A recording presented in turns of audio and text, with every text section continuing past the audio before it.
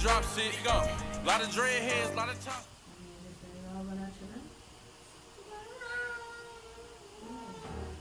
This is the Moga Rebel. It supports any iOS device. The seventh update or over. Stop. It does not.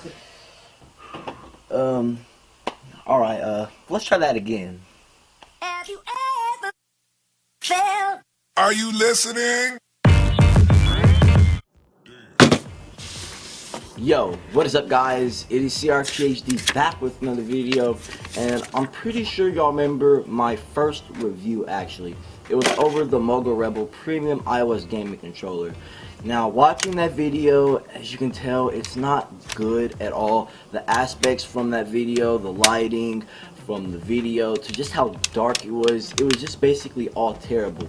But what better way to start the Revisited series than with the first product that I actually reviewed, the Moga Rebel. So, without further ado, let's get to the Moga Rebel Revisited. Okay, so you've probably seen this type of stuff on TV, maybe your favorite show, and this is a really cool thing. Like, the first time that I think I ever saw this was on a show called Gamer's Guide to Pretty Much Everything.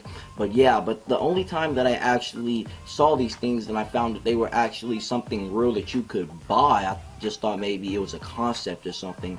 But it was in a top 5 video, I believe. I don't know exactly which one because there are tons of them on the internet.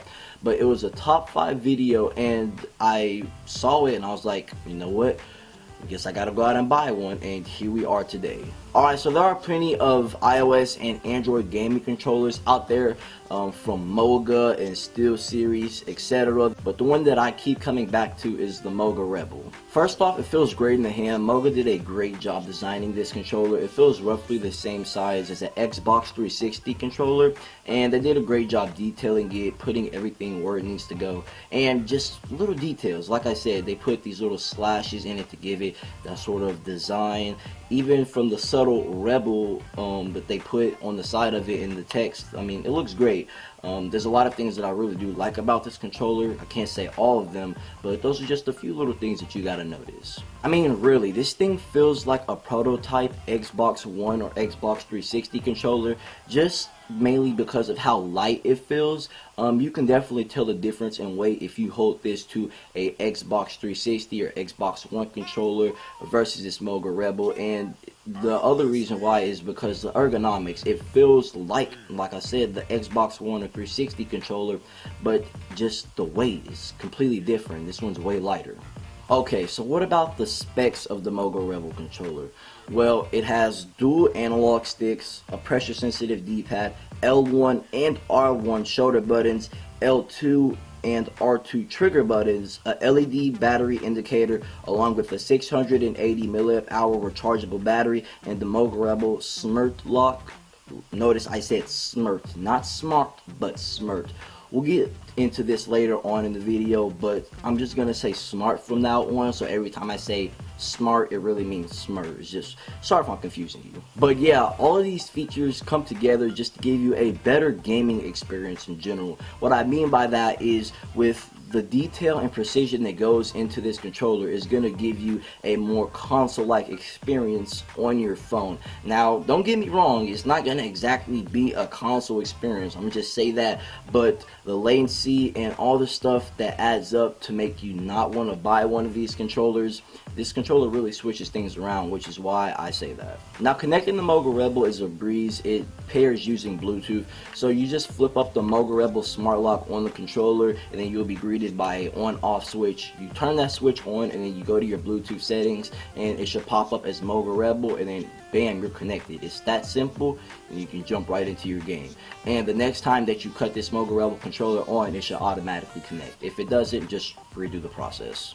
Alright, so the Moga Rebel Smart Lock is just basically an arm that flips out of the controller, and you can slide your phone in. Now, you don't have to use this. You can just lean your phone to get something and use the controller without having to put your phone in the Smart Lock, but it is there just for a convenient option. There are other Bluetooth controllers out there that do not have this, and I'm glad Moga Rebel included this. Something that you might want to know is that if you are using the Moga Rebel Smart Lock, if you have a small phone, don't worry, your phone is going to fit in there perfectly fine. But as you go up towards the iPhone 7, 6, all the Plus series phones, just phones with bigger screens basically, your phone is gonna fit perfectly fine. But if you have a case on it and just anything like that, your phone might slip out a few times. Trust me, it's happened to me before. I have an iPhone 6 Plus with a really big, chunky, heavy case on it, and it is going to increase the weight of the controller. But I mean, it's great, it's not gonna slip out. Just make sure that you're not shaking the controller too much while you're gaming. Okay, so what are some controller-enabled games? Well, looking at the Moga Rebel box, it actually says there are already over 100 controller-enabled games in the App Store, and I've tried one out that's on the box. It is Asphalt 8. Asphalt 8 is a great game for the Moga Rebel. It takes advantage of all the controls that are on it, but the one that I use the most, I would say 99% of the time, is 2K17. Okay, so you probably won't believe me, but I can literally see people only buying this controller for 2K, a portable 2K gaming machine. Especially in my career, this thing is awesome. It takes advantage of all the controls. Like, I'm being dead serious, it's awesome. And I'm at the point to where if I don't have my Moga Rebel controller with me, I wouldn't even bother playing 2K on my phone. The touch controls will just not work with me, I promise you. It changes the whole gaming experience all the way. Playing with the controller has been amazing. The 680 mAh battery has lasted me about 3 to 4 hours because it's not a power hungry device, but even when it does die, it doesn't take long to charge via micro USB.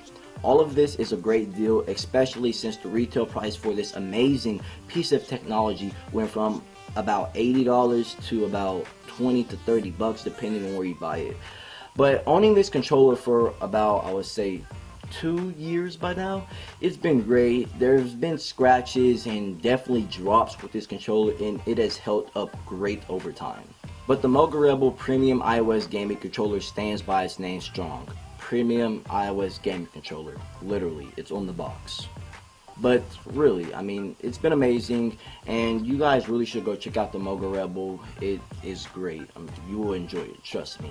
But either way, I'll talk to you guys in the next one. The next video is right around the corner. Peace. Are you listening? Damn.